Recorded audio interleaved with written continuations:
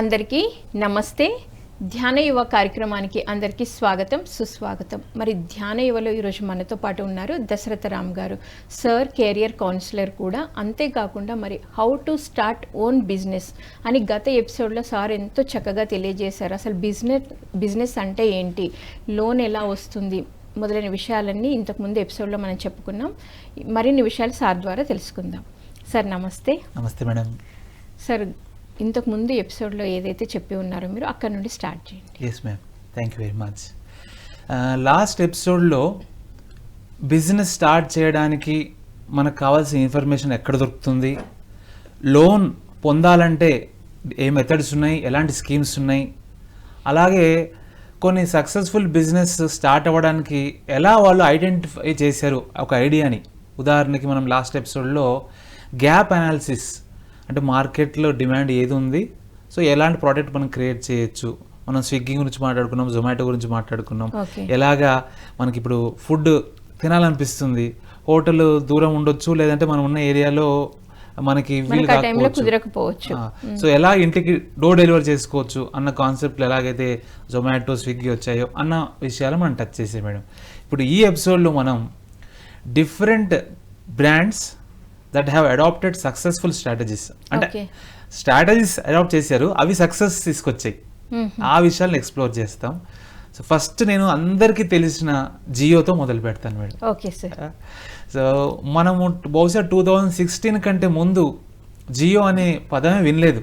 అంటే హిందీలో జియో తెలుసు, జియో జిందగీ అది తెలుసు, కానీ 2016 తర్వాత విపరీతంగా మార్కెట్లోకి జియో పెనిట్రేట్ అయ్యింది. ఇప్పుడు దేశంలో 4 బ్రాండ్స్ ఉన్నాయి మేడం. బిఎస్ఎన్ఎల్ పాతది ఎలాగో ఉంది, ఎయిర్టెల్ పాతది, తర్వాత వోడాఫోన్ ఐడియా మర్జ్ అయ్యాయి, జియో, ఈ 4 ఉన్నాయి. జియో రాకముందుకు చాలా ఉండే, ఎయిర్సెల్ ఉండే, యూనినార్ ఉండే, టాటా డొకోమో ఉండే, కానీ జియో వచ్చాక చాలా కాంపిటీటర్స్ వెళ్ళిపోయినాయి. కారణం వాళ్ళ స్ట్రాటజీ ఏంటి అని అంటే అందరికీ తెలిసిందే, జస్ట్ నేను గుర్తు చేస్తున్నాను అంతే. వాళ్ళు మొదట్లో ఫ్రీగా ఇచ్చారు సిమ్, అన్ని ఫ్రీగానే ఉండే సార్, 3 months వరకు కూడా ఫ్రీగా ఇచ్చారు. నిజం మేడం, నిజం. సో జస్ట్ మీ ఆధార్ ఇస్తే చాలు, మీకు సిమ్ కార్డ్ ఇచ్చేస్తారు, అన్లిమిటెడ్ కాల్స్, అన్లిమిటెడ్ డేటా, ఇలా ఫ్రీగా ఇచ్చేసరికి సో జనాలు విపరీతంగా చూద్దాం, ట్రై చేద్దాం అన్నట్టు వచ్చారు. బాగుంది. అప్పటిదాకా ₹50, ₹100 రీఛార్జ్ చేసుకుంటూ 50 MB, 100 MB, 200 MB, 500 MB, 1 GB కొనుక్కునే బ్యాచ్ అంతా కూడా ఒక్కసారిగా జియో రాగానే ఇంకా యూట్యూబ్కి పండగది. అప్పటి నుంచి యూట్యూబ్ మహాదశ పట్టింది అనొచ్చు. అలాగే ఇంకా మిగతా టిక్టాక్ కానీ అన్నీ కానీ ఇవన్నీ బాగా ఊపందుకున్నాయి, video, especially video business. So Jio strategy ఏంటి, ముందు ఫ్రీగా ఇవ్వాలి, ముందు జనాలు రుచి చూపించాలి, వాళ్ళు టేస్ట్ చేయాలి, వాళ్ళు ఒక్కసారిగా దీనికి అలవాటు పడి దీన్ని వాళ్ళు యాక్సెప్ట్ చేసాక అప్పుడేమైంది, సడన్గా మేము ఇంత ప్రైస్కి ఆఫర్ చేస్తున్నామంటే మొదట్లో నార్మల్ ప్రైస్ ఇచ్చాడు, కానీ ఇప్పుడు హయ్యెస్ట్ తారీఫ్స్ ఉన్నాయి మేడం వాళ్ళవి. అయినా సరే జియోకు కస్టమర్స్ ఉన్నారు. ఇప్పుడు కాంపిటీటర్స్ ఎయిర్టెల్ అండ్ జియో ఇప్పుడు పొజిషన్ 1, 2 మారుతూ ఉంటుంది. సో అయినా సరే ఇప్పుడు జియో నిలదొక్కున్నారంటే వాళ్ళ స్ట్రాటజీ బాగా వర్కౌట్ అయింది. సో సక్సెస్ఫుల్ స్ట్రాటజీలో అదొకటి మేడం, జియో కంపెనీ ఒకటి. సో ఎవరైనా సార్, ఇప్పుడు చాలా మందికి జాబ్ చేయడం, ఒకరి కింద వర్క్ చేయడం అనేది కొంతమందికి నచ్చదు. అలాంటప్పుడు వాళ్ళు ఓన్గా బిజినెస్ పెట్టాలనుకుని ఫస్ట్ మిమ్మల్ని వాళ్ళు ఏమీ నాలెడ్జ్ లేదు సార్, కానీ ఇంట్రెస్ట్ ఉంది, మీ దగ్గరికి వచ్చారు, మీరు ఎలాంటి గైడెన్స్ ఇస్తారు? యా మ్యామ్, ఇది చాలామంది స్టూడెంట్స్కి డౌట్ ఉంటుంది, డౌట్తోనే ఆగిపోతుంటారు. ఓకే, వారికి ఒక చక్కటి ఎగ్జాంపులే ఫేస్బుక్. Okay, Facebook. అతను యూనివర్సిటీలో చదివేటప్పుడు ఫ్రెండ్స్తో ఇంటరాక్ట్ అవ్వడానికి ఒక ప్లాట్ఫామ్ ఉంటే బాగుంటుంది అనుకున్నాడు. దానికోసం ఫేస్బుక్ తయారు చేశారు వాళ్ళు. సో ఆన్లైన్లో అంతకుముందు ఆర్కుట్ అని ఉండే మేడం, మీరు కూడా వినే ఉంటారు. ఆర్కుట్ ద్వారా ఉండే, తర్వాత స్కైప్ అనేది ఉండే, వీడియో కాల్స్ మాట్లాడుకోవడానికి. ఇంకా ఫేస్బుక్ వచ్చేసరికి ఏంటంటే ఇంకా మనం చాట్ చేయొచ్చు, ఫొటోస్ పంపించవచ్చు, వీడియోస్ పంపించవచ్చు, వీడియో కాల్, ఇట్లా అన్ని ఫీచర్స్ ఇచ్చేసరికి ఏదో బాగుంది. అందులో ఫ్రీగా ఇచ్చాడు, మనం ఫేస్బుక్ రూపాయి ఖర్చు పెట్టలేదు. సో ఇప్పుడు యూత్ ఎవరైతే అట్లా మాకు తెలియట్లేదు అనుకున్న వాళ్ళు ఇలాంటి ఏదైనా గ్యాప్ మీరు ఐడెంటిఫై చేయాలి. ఇప్పుడు ఫేస్బుక్ ఎలాగైతే ఫ్రెండ్స్తో ఇంటరాక్ట్ అవ్వడానికి మనకు ఒక ప్లాట్ఫామ్ ఉంటే బాగుంటుంది అని అనుకున్నారు, అట్లా మీరు కూడా మార్కెట్లో గ్యాప్ ఏది ఉంది, మనం ఇంతకుముందుకే ఎపిసోడ్లో టచ్ చేసినాం. Say for example ticket book చేయాలనంటే ఎక్కడికో రైల్వే స్టేషన్కి వెళ్ళాలి, లైన్లో నిల్చోవాలి గంటల తరబడి. మీకు గుర్తుంటే మేడం పొద్దున కూడా వేయటోళ్ళు అప్పట్లో. తత్కాల్ టికెట్లైనా ఇంకోటైనా సరే పొద్దున పోయి పెద్ద లైన్లో నిల్చోవడం. ఇప్పుడు అట్లేం లేదు. అలా లైన్లో నిల్చోవాల్సిన పరిస్థితి ఎవరికో వచ్చి ఉంటుంది. మనం దీని నుంచి బయటపడాలని ఆలోచించుంటాడు ఆ పెద్ద మనిషి. ఆలోచించి ఫోన్లో నుంచే బుక్ చేస్తే ఎట్లుంటుంది అనేసరికి వాళ్ళు అఫ్కోర్స్ ఐఆర్సిటీసీ వాళ్ళు మొదట్లో వాళ్ళు ఇంటర్నెట్ ద్వారా రిజర్వేషన్ తీసుకొచ్చారు. దాని తర్వాత యాప్స్ వచ్చినాయి, బోలెడ్ యాప్స్ ఉన్నాయి ఇప్పుడు మీరు చూస్తే. సో ఇదేంటి, ఒక ప్రాబ్లమ్ని తెలుసుకోవడం, గ్యాప్ని ఐడెంటిఫై చేయడం, దానికి సంబంధించి మీ దగ్గర ఏదైనా సొల్యూషన్ ఉంటే you can become an entrepreneur. చాలా simple. WhatsApp is the best example madam. అందరూ SMS ద్వారానే అప్పట్లో చాటింగ్ చేసేవాళ్ళు. నేను కూడా అదే చేసాను. ఎవరిదైనా మాట్లాడాలంటే అప్పట్లో మనకి కాల్స్కి రేట్ పడేది కదా, పర్ మినిట్ 30 పైస్ అని, 1 రూపీ అని, ఈ ఎందుకులే ఇదంతా అన్నట్టు మనకు ఫ్రీగా SMSలు ఇచ్చేవాళ్ళు. పర్ డేకి 50 SMS 100 SMS అని ఇచ్చేవాళ్ళు అప్పట్లో. లేదా దాంట్లో భాగంగానే మంత్కి SMS అని వచ్చేటి. మనం చాటింగ్. అయితే ఈ చాటింగ్ ద్వారా వీడియోస్ పంపుకోలేకపోతున్నాం. తర్వాత అవతల వ్యక్తి అసలు ఈ మెసేజ్ చేరిందా లేదా తెలుస్తలేదు.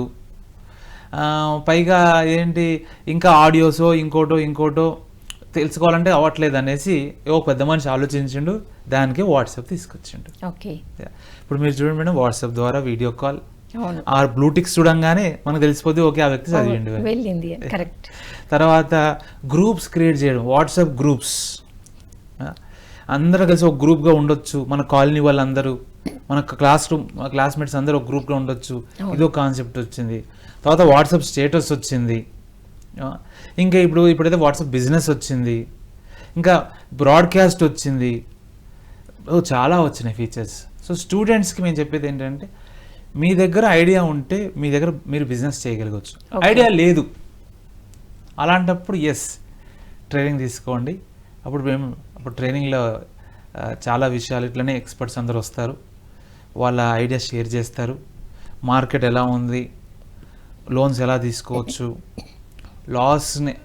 లాస్ రాకుండా, ఎండ్ ఆఫ్ ది డే అదే కదా మేడం, లాస్ రాకుండా ఎలా మనం సేఫ్ అయిపోయి వెళ్ళాలి, ఈ విషయాలు ట్రైనింగ్లో మనం టచ్ చేస్తాం. సో మొత్తానికి అయితే ఒక బిజినెస్ పెట్టాలనుకున్న వ్యక్తికి దాని గురించి మొత్తం ఇన్ఫర్మేషన్ ఉండాలి ఫస్ట్. సో లోన్ ఎక్కడ ఇస్తారు, ఎంతమందిని ఎంప్లాయీస్ని మళ్ళీ తన కింద పెట్టుకోవాలి, వాళ్ళు రాకపోయినా తను మేనేజ్ చేసే స్కిల్స్ అతనికి ఉండగలగాలి. సో ఇవన్నీ మీరు అతనికి ఇన్ఫర్మేషన్ ఇస్తారు, ఇలా వెళ్ళండి ఇలా. సో అలా సక్సెస్ అయితే అలా అయింది ఏమన్నా మీ దగ్గరికి వచ్చాయా సార్? Yes ma'am. ముందు ఇక్కడ మనం ఆలోచించాల్సిన విషయం ఏంటంటే, బిజినెస్ స్టార్ట్ చేయడం చాలా ఈజీ. మీరు కూడా నేను కూడా ఇప్పటికిప్పుడు వెంటనే మన దగ్గర డబ్బులు తీసుకొచ్చి పెట్టేసి ఇక్కడనే ఇదే బంజారా హిల్స్ అని ఏదైనా పెట్టేయచ్చు మేడం. రన్ చేయడం కష్టం, ప్రాఫిటబుల్గా దాన్ని మార్చడం మరింత కష్టం. సో ఈ కోణంలో మనం ఏంటంటే ఈ మధ్యనే బోలెడ్ మంది ఆంటర్‌ప్రెన్యూర్స్ తోటి కనెక్ట్ అయ్యాం.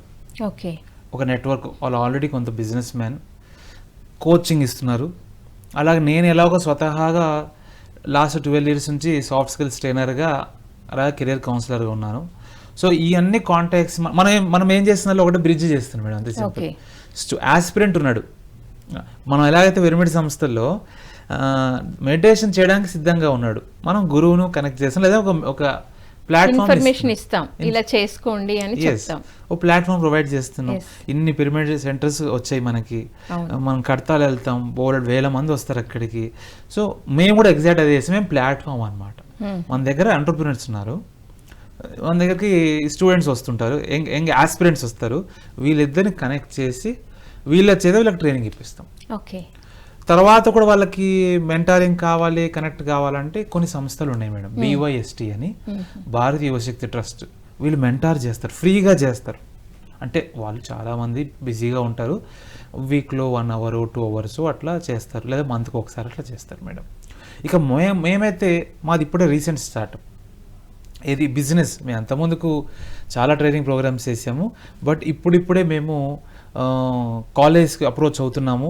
సో వాళ్ళు కూడా చాలా పాజిటివ్గా ఉన్నారు. సో త్వరలో మేము ఫీల్డ్లోకి వెళ్తాము. సో అప్పుడు మేము కూడా మీకు సక్సెస్ స్టోరీస్ చెప్తాం తప్పకుండా. Yeah, wonderful sir. సో మీరు ఇప్పుడు ఇది చెప్పారు, మీరు ఐడియాస్ ఇస్తామని చెప్పారు, వాళ్ళకి కూడా ఇప్పటివరకు జియో ఇట్లా ఎలా డెవలప్ అయింది ఎగ్జాంపుల్స్ కూడా ఇస్తామని చెప్పారు. సో అంటే ఇప్పుడు ఇది అంటే ఒక ట్రైనింగ్ లాగా స్టార్ట్ చేశారా సార్ మీరు? Yes ma'am. ఇప్పుడు అందరికీ అవ్వాలని ఉంటుంది, అంబానీలాగా ఉండాలి, అదానిలా అవ్వాలి నేను కూడా. వారికి ఇలాన్ మస్క్ని చూసినప్పుడల్లా లోపల ఎక్కడో ప్రాబ్లం వస్తుంది జనాలకి, ఎస్పెషల్లీ యంగ్స్టర్స్కి. అరే ఇలాన్ మస్క్ చూడు, మనకు తెలిసి భూమి మీద ఒక్కడికే స్వేచ్ఛ వచ్చింది, ఒకటి అది ఇలాన్ మస్క్ మాత్రమే అని వాళ్ళు ఫీల్ అవుతారు. అట్లా ఈ మధ్య డొనాల్డ్ ట్రంప్ కూడా స్వేచ్ఛ వచ్చిందని ఫీల్ అవుతారు జనాలు, ఎందుకంటే ఆయన ఇష్టం వచ్చినట్టు ఉంటాడు కాబట్టి. సో మనం కూడా అలా అవ్వాలి. ఇప్పుడు చూడండి, టెస్లా కార్స్ అంటాడు, స్టార్లింక్ ఇంటర్నెట్ అంటాడు, ట్విట్టర్ కొనేసాడు, ఇంక ఇలా చెప్పుకుంటూ పోతే అన్నీ ఉంటాయి. So modern day technology, SpaceX, మార్స్కి పోవాలంటాడు. సో వీళ్ళని చూసినప్పుడు యూత్ తప్పకుండా ఒక మోటివేట్ అయితే రగిలిపోతారు ఒక రకంగా చెప్పాలంటే. అలాంటి వాళ్ళకి మేమేమంటామంటే మేడం, అంటే మేము చేస్తున్న వర్క్షాప్ ఆబ్జెక్టివ్ ఏంటంటే 2 to 3 days వర్క్షాప్ చేస్తాం మేము. ఓకే. ఒకటి వాళ్ళ ప్లేస్కే వెళ్ళి చేస్తాం, అంటే కాలేజెస్తో అసోసియేట్ అయ్యి, ఉదాహరణకు ఒక MBA కాలేజ్ ఉంది, ఓకే, లేదా యూనివర్సిటీ ఉంది, వాళ్ళ దగ్గరికి వెళ్ళి 2 days వర్క్షాప్ కండక్ట్ చేసి ఇండస్ట్రీలోని ఎక్స్పర్ట్స్ తీసుకొచ్చి వాళ్ళ చేత గెస్ట్ లెక్చర్ ఇప్పిస్తాం. అలాగే ప్రాక్టికల్గా ఏదో ఓకే థియరీ పీపీటీ ప్లే చేస్తూ చూపించడం కాకుండా డౌట్ క్లారిఫికేషన్, ఇంటరాక్షన్ చేస్తాం. అలా కాదనుకున్నప్పుడు మేమే ఒక హోటల్లో హాల్ బుక్ చేసుకొని ప్రమోషన్ చేస్తూ ఆ చుట్టుపక్కల ఉండే వాళ్ళు కావచ్చు, లేదా ఆ సిటీలో ఉండే వాళ్ళు కావచ్చు, వస్తారు మా దగ్గర అటెండ్ అవుతారు, వెళ్తారు. మా ఆబ్జెక్టివ్ ఒకటే, మీరు జాబ్ చేయాలని అనుకోవట్లేదు, ఓకే అది మీ చాయిస్. జాబ్ మంచిదా కాదా ఆ డిస్కషన్ మీరే చేసుకోండి. అది ఈ ఎపిసోడ్లో మనం కాదు, అంతకుముందు ఎపిసోడ్లో కొన్ని టచ్ చేసాం మనం. సో మీకు సొంతంగా ఏదైనా చేసుకోవాలి ఉంది, వెరీ గుడ్. మరి నెక్స్ట్ స్టెప్స్ తెలియదు, పోనీ తెలిసిన చాలా మేడం, ఒక స్టాటిస్టిక్స్ ప్రకారం బిజినెస్ స్టార్ట్ చేసిన ప్రతి ఒక్కరూ లాస్ట్ వరకు ఏం ప్రయాణించట్లేదు. ఇప్పుడు ఎలాగైతే రన్నింగ్ రేస్లో మనం కూడా చూస్తాం, అందరూ ఒకేసారి స్టార్ట్ అవుతారు, కానీ కొంతమంది ముందు చేరుకుంటారు, ఇంకొంతమంది అలసిపోయి మధ్యలో ఆగిపోతారు, సంథింగ్ అట్లా. ఒకవేళ రేస్ పెద్దగా ఉంటే, లేదా మనం Formula 1 రేస్ అయితే కరెక్ట్ అని చెప్పుకోవచ్చు. ఏదో చాలామంది యంగ్స్టర్స్ రిలేట్ చేసుకోగలుగుతారు. కార్లు అందరూ కారుతో వెళ్తారు, స్పీడ్గా వెళ్తారు, కానీ కొన్ని కార్లు మధ్యలోనే దేనికొంది గుద్దుకొని పడిపోతాయి. కొంతమంది మాత్రమే గమ్యం చేరుకుంటారు. బిజినెస్ కూడా Formula 1 రేస్ లానే మేడం, అందరూ డెస్టినేషన్ రీచ్ గారు, కొంతమంది మధ్యలోనే ఆగిపోతారు. మీకు బోల్డ్ ఎగ్జాంపుల్ చెప్పుకోవాలి, నా సర్కిల్లోనే ఉన్నారు. హోటల్ బిజినెస్ పెట్టిరు, 2 ఏళ్ళు పెట్టిరు, లాస్ అయ్యి మూసేసారు. తర్వాత ఇదేంటి మ్యానుఫ్యాక్చరింగ్ బిజినెస్ పెట్టిరు, మూసేసారు. ఇట్లా పెడుతున్నారు. Institute, education institute, tuition point పెట్టిరు, తీసేసారు. కోచింగ్ బిజినెస్ పెట్టిరు, తీసేసారు. ఇట్లా టెక్స్టైల్స్, ఈ బట్టల షాప్ అవుట్లెట్ పెట్టిరు, తీసేసారు. మరి తీసేయడానికి కాదు కదా మనం స్టార్ట్ చేసింది ఏంటంటే, సరే దీని నుంచి వేరే దానికి వెళ్ళాలనుకుంటే తీసేయచ్చు. ఎలా అయితే సినిమా వాళ్ళు మొదలు పెట్టేదే సినిమా కంప్లీట్ చేయాలని, బిజినెస్ మంచిగా రావాలని, అంతేగాని మధ్యలో ఆగిపోవాలి, రిలీజ్ అవ్వద్దు, ఇది ప్రసాద్ ల్యాబ్లోనే ఉండిపోవాలి అని ఎవరు కోరుకోరు కదా మేడం. యా, అట్లా అది మా ఆబ్జెక్టివ్. మిమ్మల్ని సేఫ్గా తక్కువ నష్టంతో, నష్టం అందరికీ ఉంటుంది, తక్కువ నష్టంతో గమ్యం ఎలా చేరుకోవచ్చు అన్న దాంట్లో మా వంతుగా మేము మీకు మెంటార్ చేయగలుగుతాం. ఓకే, లోన్స్ ఎలా తెచ్చుకోవచ్చు. సార్ మరి కొన్ని అన్ని బిజినెస్లకి లోన్ వస్తుందా? రాకపోతే వాళ్ళ దగ్గర బడ్జెట్ తక్కువ ఉంది, మరి అన్నిటికీ వాళ్ళు దొరకనప్పుడు వాళ్ళు ఏం చేయాలి? చాలా మంచి ప్రశ్న మేడం ఇది. దీనికోసం మనం కొన్ని స్టార్టప్స్ని మనం ఒకసారి గుర్తు చేసుకోవాలి. ఇప్పుడు ఇండియాలో స్టార్టప్ ఇండియా, స్టాండప్ ఇండియా అనేసి కొన్ని గవర్నమెంట్ స్కీమ్స్ రిలీజ్ చేసింది. వీళ్ళు ఏం చేస్తారంటే మేడం, ఉదాహరణకి ఏదో చెప్పవచ్చు అని అంటే, బైజూస్ అనుకుందాం కాసేపు. బైజూస్ అయితే ట్యూషన్ ప్లాట్ఫామ్, ఆన్లైన్ ప్లాట్ఫామ్ కదా. వీళ్ళు ఏం చేస్తారంటే ఇన్వెస్టర్స్ని పిలుస్తారు. టాటా కంపెనీ లాంటి వాళ్ళు కూడా ఈ స్టార్టప్స్లో ఇన్వెస్ట్ చేస్తారు. అంటే బైజూస్లో కాదు, వేరే వాటిలో అనుకోవచ్చు. మీకు ఇంకో రకంగా చెప్పాలంటే, మన దగ్గర ఒక ఐడియా ఉంది, ఆ ఐడియాని ఏం చేస్తామంటే కొంతమంది బిజినెస్ పైన ప్రజెంట్ చేస్తాం. వాళ్ళు ఏంది వచ్చి పెట్టుబడి పెడతారనమాట. సినిమా భాషలో చెప్పాలంటే ఫైనాన్సింగ్. ఓకే, ఫైనాన్సింగ్ చేస్తారు. నేను సినిమా తీస్తున్నా అని ఒక ఆయన ప్రొడ్యూసర్, మనం ఫేమస్ ప్రొడ్యూసర్స్ ఎవరైనా తీసుకుంటే, ఫర్ ఎగ్జాంపుల్ ఈయన రామానాయుడు గారు ఉండే, ఆయన నేను సినిమా తీస్తానంటే దాని బడ్జెట్ 100 కోట్లు అనుకుందాం, ఆయన దగ్గర లేవు. ఆయన ఏం చేస్తాడు, బ్యాంకులను అప్రోచ్ అవుతాడు, లేదనంటే కొంతమంది ఫైనాన్షియర్స్ మేము మీకు పెట్టుబడి పెడతాం, వచ్చిన తర్వాత షేర్ చేసుకుందాం. ఎగ్జాక్ట్లీ ఇదే మేడం. సో అన్ని బిజినెస్కి లోన్స్ రావచ్చు, రాకపోవచ్చు, మీరు ఆశించినంత రావచ్చు, రాకపోవచ్చు. అయితే ఆల్మోస్ట్ 10 crores దాకా మీరు లోన్ పొందవచ్చు మేడం. ఓకే, 10 crores వరకు. 10 crores వరకు లోన్ ఇస్తున్నాయి. చాలా రకరకాల స్కీమ్స్ ప్రకారం ఇస్తున్నాయి. Okay, even loan with in 59 minutes అని కూడా ఇప్పుడు పబ్లిక్ సెక్టర్ బ్యాంక్స్ ఓకే, అవి స్టార్ట్ చేసాయి. సో మన దగ్గర ఐడియా ఉండాలి కానీ ఆన్లైన్లో 1 గంటలో లోన్ ఇస్తారు మేడం. ఓకే, ఆన్లైన్ అంతా డాక్యుమెంటేషన్ వేసిన అంతా గంటలోనే ఫటాఫట్ మనం అప్లై చేయాలి. అంటే సరిగ్గా అప్లై చేయాలి. ఆ ఫార్మాట్లో ప్రాసెస్లో చేస్తే మనకు 1 hourలో లోన్ వస్తుంది. అన్నీ జరిగిపోతాయి, స్టార్ట్ చేసుకోవచ్చు అనమాట మీరు. సో ఎవరైనా సరే మా దగ్గర డబ్బు లేదు అని అనుకుంటే బోలెడని స్కీమ్స్ ఉన్నాయి. గవర్నమెంట్ స్కీమ్స్ మనం లాస్ట్ వీడియోలో కూడా డిస్కస్ చేసాం. ప్రధానమంత్రి ముద్రా యోజన ఇదే ఉంది, 10 lakhs దాకా వాళ్ళు ఇస్తారు. ఇలా కాకుండా ఎంఎస్ఎంఈ లోన్స్ ఉన్నాయి, micro small medium enterprise loans ఉన్నాయి. వీళ్ళు కూడా 20 lakhs, 25 lakhs, 1 crore, 2 crore అట్లా దాకా వస్తాయి మేడం. ఇందాక అన్నట్టు పిఎస్బి లోన్స్ ఉన్నాయి. సో లోన్స్ వస్తాయి. కావాల్సింది ఏంటంటే మన లోన్ ఎలా తిరిగి కట్టగలగాలి. 5 years డ్యూరేషన్ ఇస్తారు వాళ్ళు. ఓకే, 5 years వరకు మనం కట్టకపోయినా ఏమన్నారు. ఓకే, మారిటోరియం మనకు ఉంటుంది. ఓకేనా, కానీ 5 years తర్వాత నుండి ఖచ్చితంగా ప్లాన్ చేసుకోవాలి. అట్లా ఉంటుంది మేడం. సో ఆ moratorium time okay, you can enjoy. కొన్ని అది ఎట్లా ఉంటుంది అంటే మేడం వేరుగా ఉంటుంది స్కీమ్స్ కదా, మీకు తెలుసు కదా, రూల్స్ డిఫరెంట్గా ఉంటాయి. అందుకే మీరు తీసుకునేటప్పుడు అన్నీ అడగండి. 1-2 సార్లు క్లియర్గా అడిగి ప్లాన్ చేసుకోవాలి. అందుకోసమే మీరు మంచి కన్సల్టెన్సీనో లేదంటే ఎక్స్పర్ట్నో పట్టుకొని వెళ్ళాలి. మనమే వెళ్ళామనుకోండి అన్నీ మనకు తెలియాలని లేదు కదా. కరెక్ట్, అంతే కదా. సో అందుకని సింపుల్గా చెప్పాలంటే మనం ఏదైనా టూరిస్ట్ ప్లేస్కి వెళ్తాం. జైపూర్ వెళ్ళాం, పెద్ద కోట. నేను కూడా ఫోర్ట్కి వెళ్ళినప్పుడు మనం అంతా తిరిగి వచ్చేసరికి సాయంత్రం అవ్వచ్చు, గంటలు అవ్వచ్చు. కొన్ని ఇంపార్టెంట్ ప్లేసెస్ చూసి ఉంటాం, కొన్ని మిస్ అయ్యి కూడా ఉంటాం. అదే గైడ్ ఉన్నాడు అనుకోండి, వాళ్ళ పనే అది. డబ్బులు తీసుకుంటాడు. Yeah, correct sir, wonderful. So sir, మరి ఇప్పుడు బిజినెస్ అని మనం టాపిక్ మాట్లాడుకుంటుంటే చాలా మంది పోటీ ఉంటుంది. ఎందుకంటే ఒక బిజినెస్ ఒక్కరమే పెట్టాలని లేదు, రకరకాల ఆ పోటీని తట్టుకొని వీళ్ళు కాన్ఫిడెన్స్తో నిలబడాలంటే ఏం చేయాలి? మ్యామ్, చాలా కామన్ డౌట్ ఇది. అరే కాంపిటీషన్ బోర్డు ఉంది, నేను కిరాణా షాప్ పెడదామంటే ఆల్రెడీ మా గల్లీలో 2-3 కిరాణా షాపులు ఉన్నాయి. నేను బొటిక్ పెడదామంటే ఆల్రెడీ బోలెడ్ ఉన్నాయి. పోనీ నేను అదేంటి సూపర్ మార్కెట్ పెడదామంటే ఆల్రెడీ బోలెడ్ ఉన్నాయి. కరెక్ట్, ఇవన్నీ నిజమే.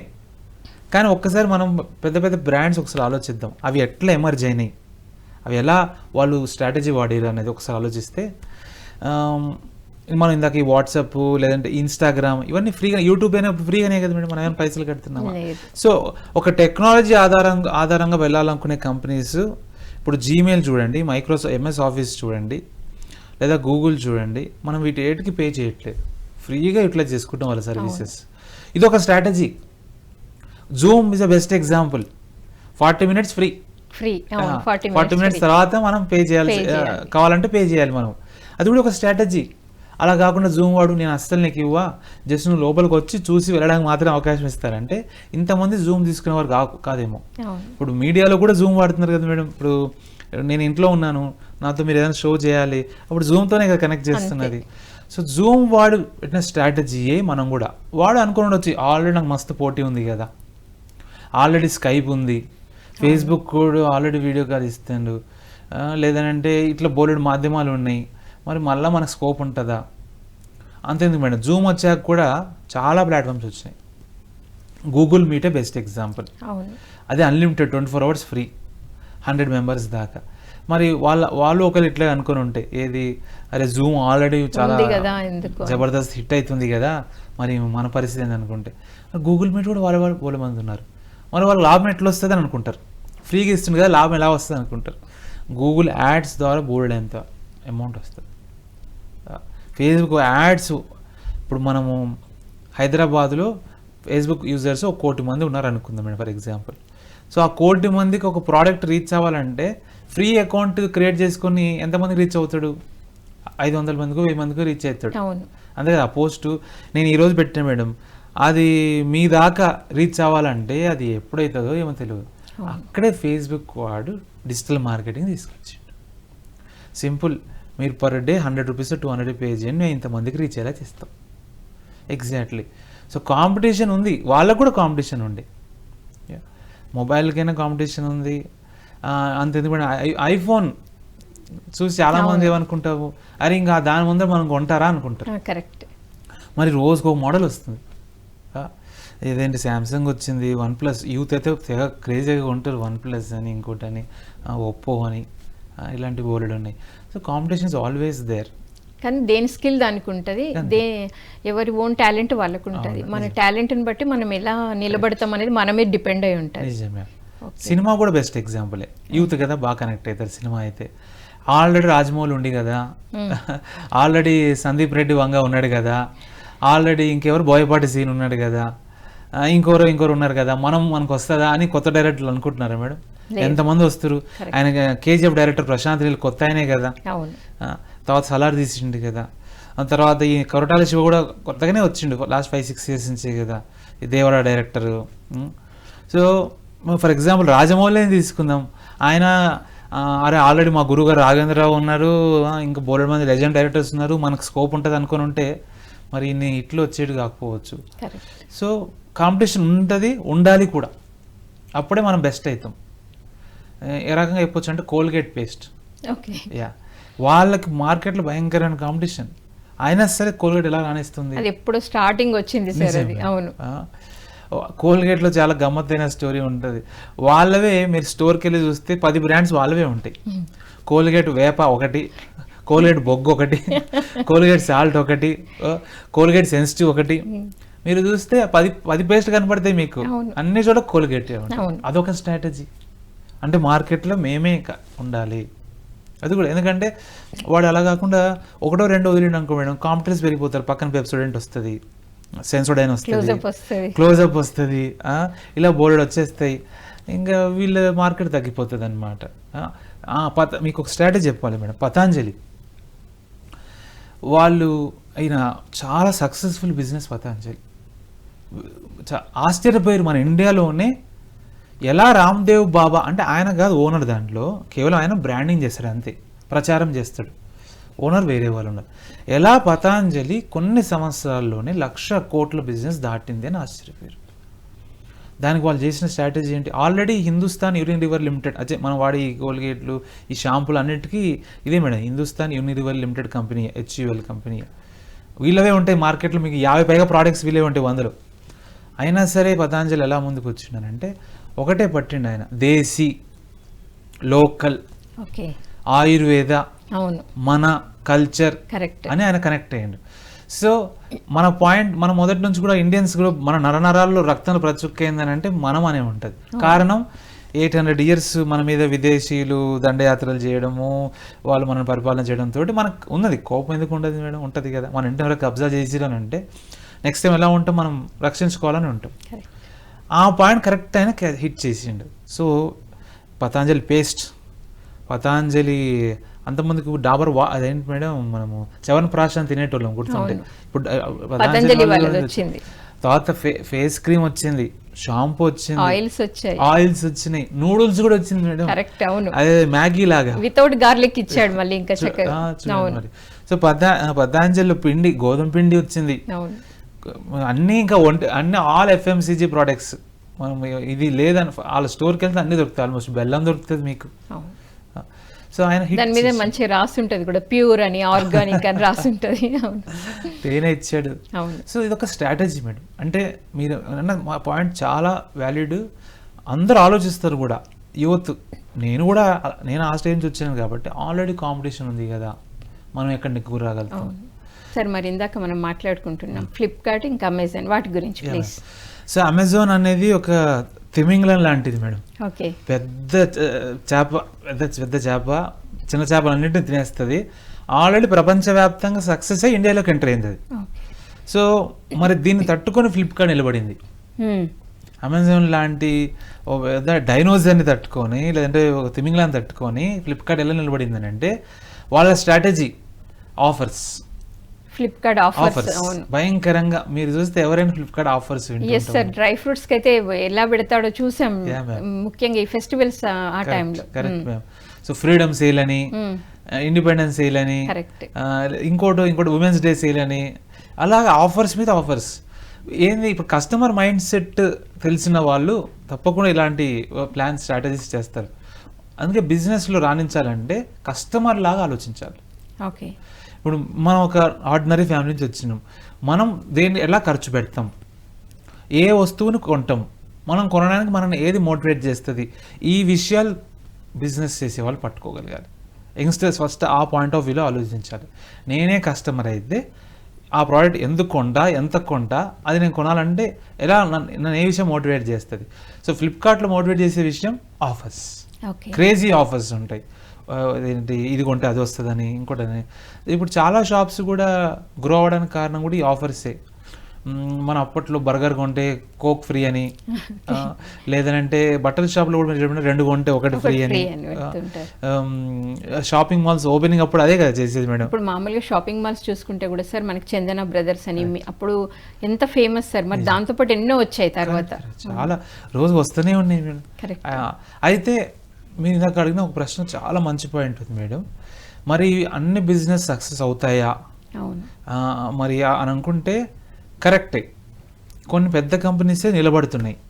దానికి చాలా రీజన్స్ ఉన్నాయి. మనం బయటకు కనపడవే మాట్లాడుకోవాలి, ఎందుకంటే బిహైండ్ ద కర్టన్స్ మనకు ఏం జరుగుతుందో తెలియదు.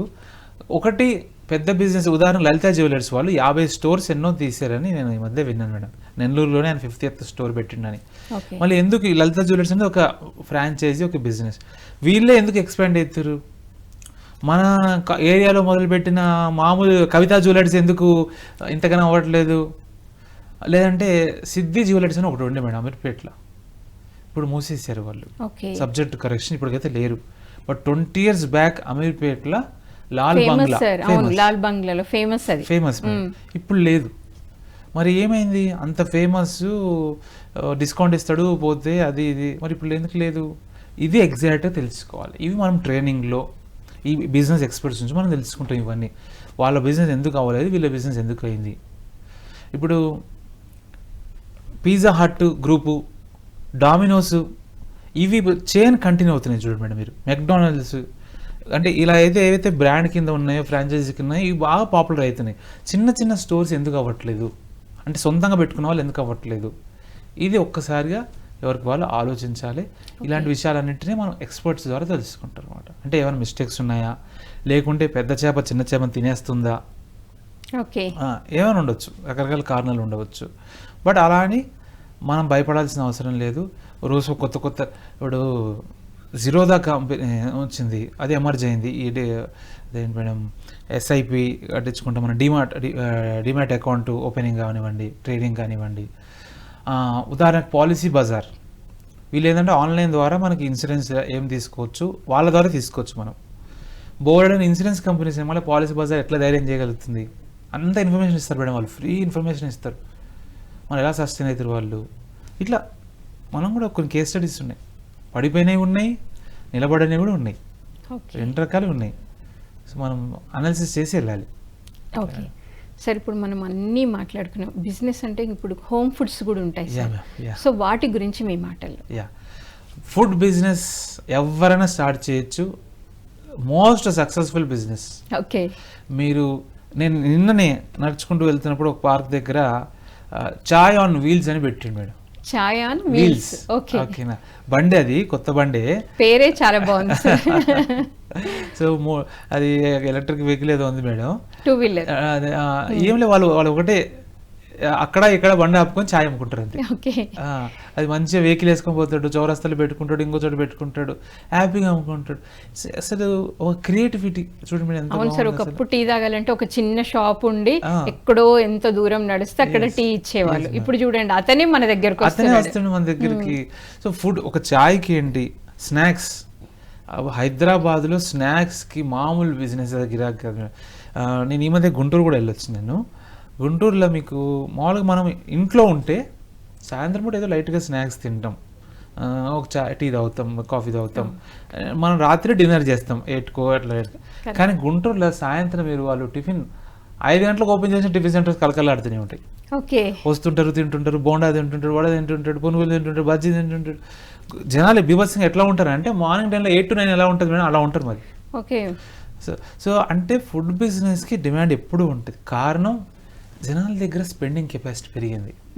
50 years బ్యాక్, 30 years బ్యాక్ ఇండియాలో ఇంత మనీ లేదు, ఇన్ని ఉద్యోగ అవకాశాలు లేవు, ఇంట్లో ఉద్యోగాలు చేసే వాళ్ళే లేరు. ఏదున్నా వ్యవసాయం చేసుకునే వాళ్ళు, లేదా పాడి పరిశ్రమ లేకపోతే ఉండేది, ఎవరైనా ఒక్కరు జాబ్ చేసేవాళ్ళు. లేదంటే చాలా ఒక్కరు చదువుకున్న కుటుంబాల్లో అయితే ఒకరు జాబ్ చేసేవాళ్ళు. ఇక వాళ్ళు ఏంటంటే అన్నీ ఎందుకులే ఖర్చు పెట్టడం, పైగా బయటకు పోయేది లేకుండే ఎక్కువ శాతం, ఎంత వాళ్ళ పని ఉండే. ఇప్పుడు బయట తిరగాల్సిన పరిస్థితి వచ్చింది.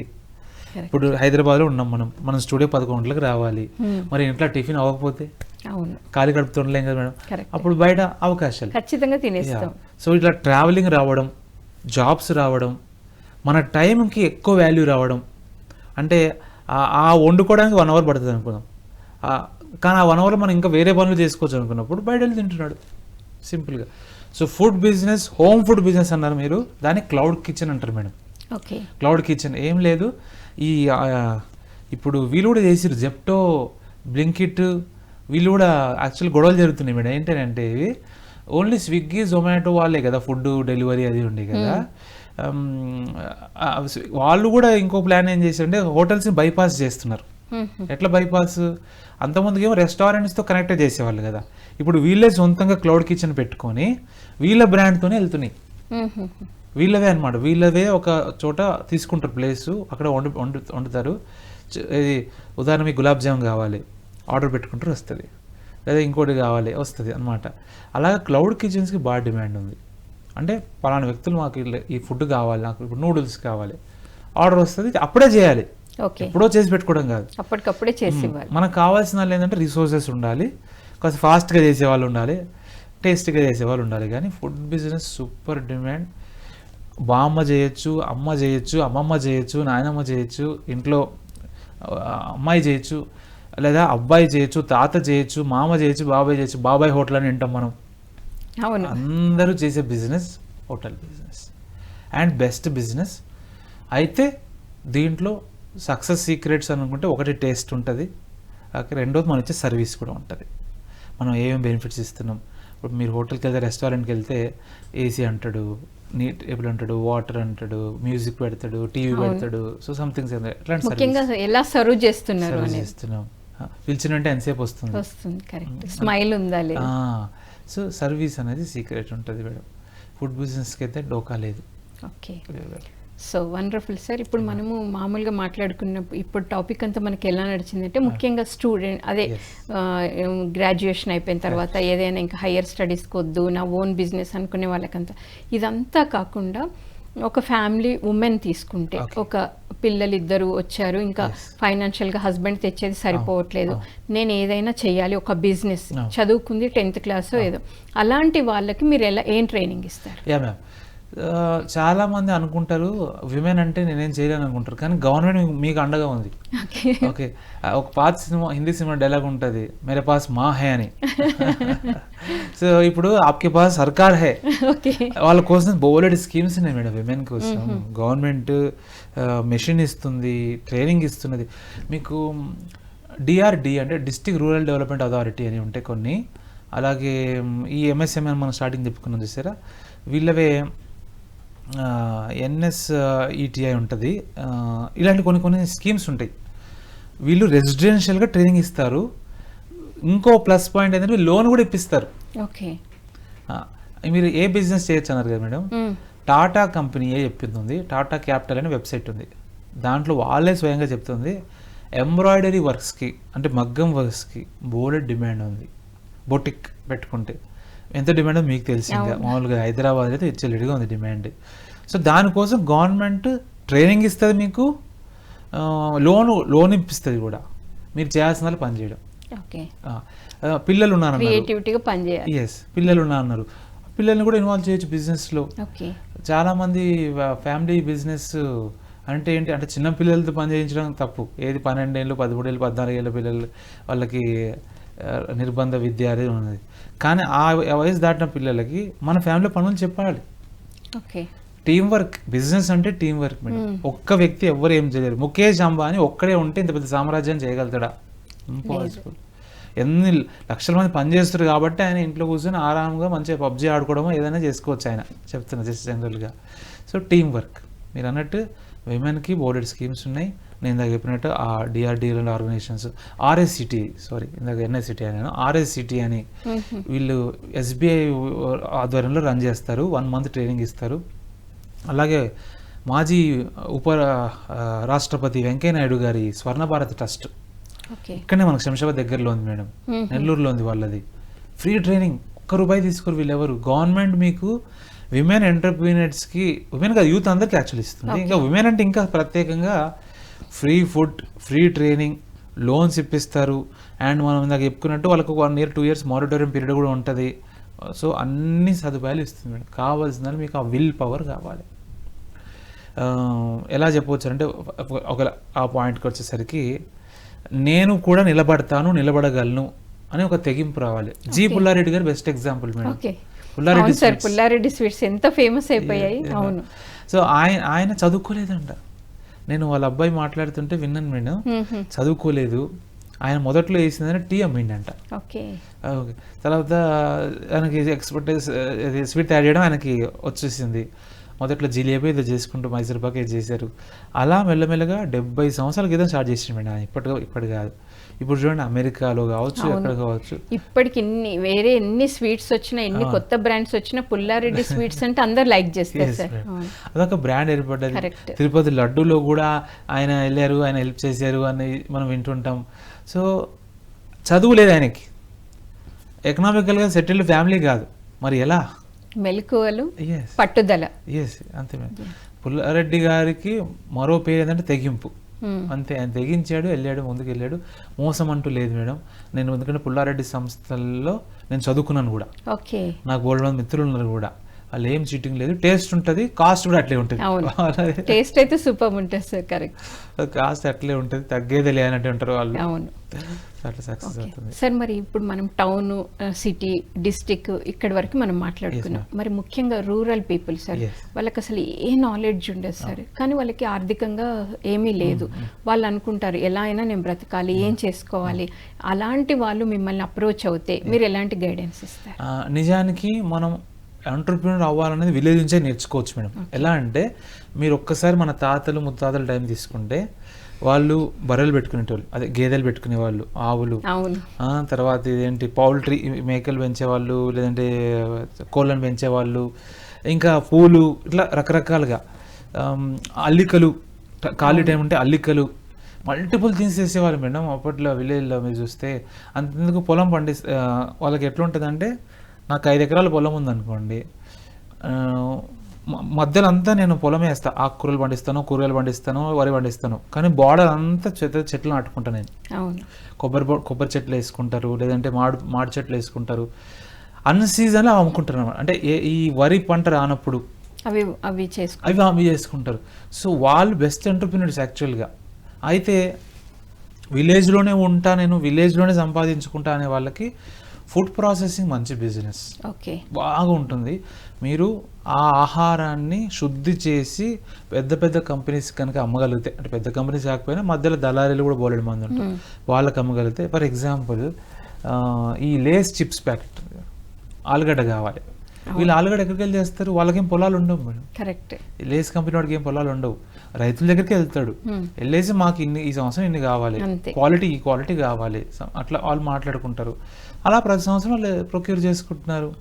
మీరు ఈ టమాటా సాస్, టమాటాలో నుంచి వస్తుంది కదా, ఈ టమాటాస్ కూడా ట్రైనింగ్ ఇస్తారు. ఈ విమెన్ అన్నారు కదా, ఈ ఫ్యాక్టరీస్ పెట్టుకోవడానికి, ఈ స్టోర్ పెట్టుకోవడానికి మెషిన్ ఇప్పిస్తారు, ట్రైనింగ్ ఇస్తారు.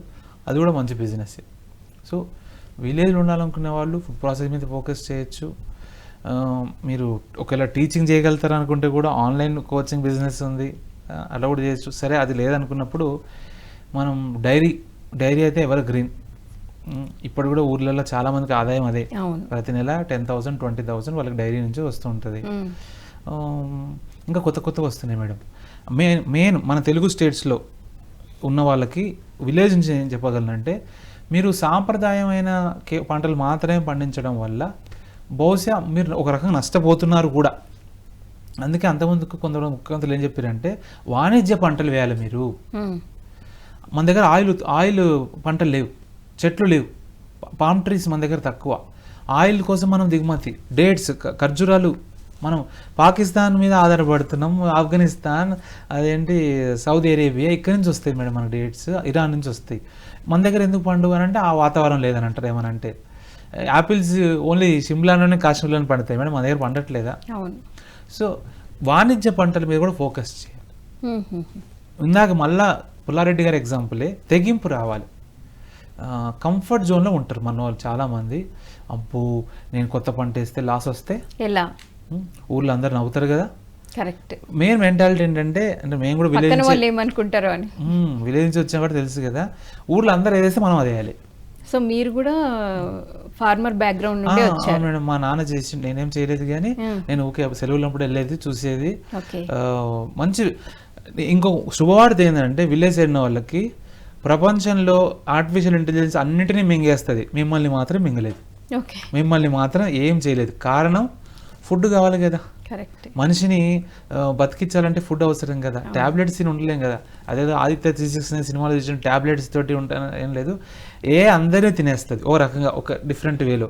బట్ ఫుడ్ రిలేటెడ్ అగ్రికల్చర్లో ఉన్న వాళ్ళు ఏఐ టూల్స్ని వాడతారు. వీళ్ళు ఇప్పుడు డ్రోన్స్ వాడతారు మేడం, యాక్చువల్గా మందులు స్ప్రే చేయడానికి. ట్రాక్టర్ వాడతారు, టెక్నాలజీ వాడతారు మీరు అక్కడ. కానీ ఏఐ ఆహారాన్ని ఉత్పత్తి చేయలేదు, మీరే చేయాలి. సో మంచి బిజినెస్ ఉంటుంది వాళ్ళకి.